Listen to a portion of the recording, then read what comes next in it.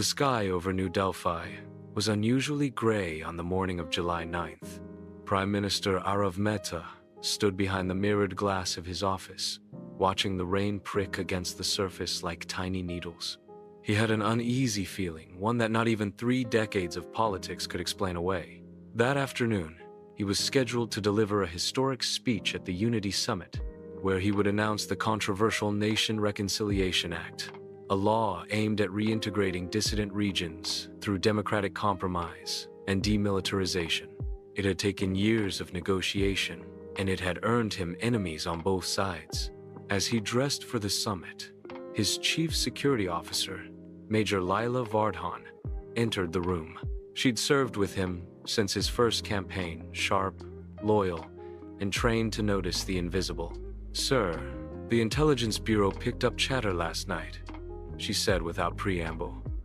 "A possible attempt. We've increased the perimeter, but I advise postponing." Arav shook his head. "They want fear. If I cancel, they win." Layla didn't argue, but her jaw clenched as she followed him out. The Unity Summit was held at the National Assembly Hall, a grand stone structure lined with flags and guarded by layers of security. Arav arrived. Amid chants and protests, applause and silence, the air was tight, stretched between hope and dread. He stepped onto the stage, the hall packed with diplomats, journalists, and military brass. As he began to speak clear, calm, resolute, a red laser dot danced across his podium. The sniper fired a second later. The bullet tore through his chest. Panic erupted. Layla tackled him to the ground while other guards swarmed. Screams drowned out the speech that never finished. Blood pooled beneath the Prime Minister, staining his white kurta. But he was not dead, not yet.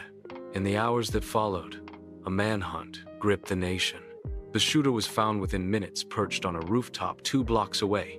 But what shocked everyone? He was a decorated army officer, Captain Adil Sarwar. No apparent political affiliation. No known connection to any dissident group. During interrogation, Adil spoke one sentence and never again. "I was promised a better country." He took a cyanide capsule hidden in his cheek before further questions could be asked.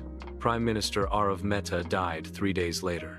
The country mourned or celebrated, depending on where you stood. Riots broke out. Parliament was suspended. The Reconciliation Act died with him. But Major Layla wasn't ready to let go. She retraced Adil's last 3 months, quietly, without orders. What she found was not just a conspiracy, but a cancer.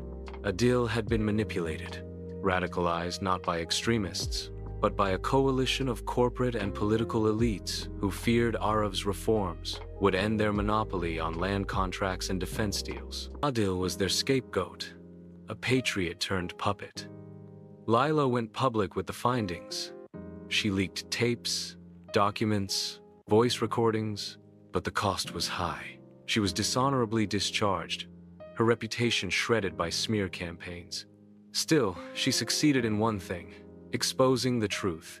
5 years later, a bronze statue of Arav Mehta was erected in Unity Square, surrounded by a now-abandoned parliament building. It bore his final, unfinished quote, etched into the base: "A nation is not stitched by flags or walls.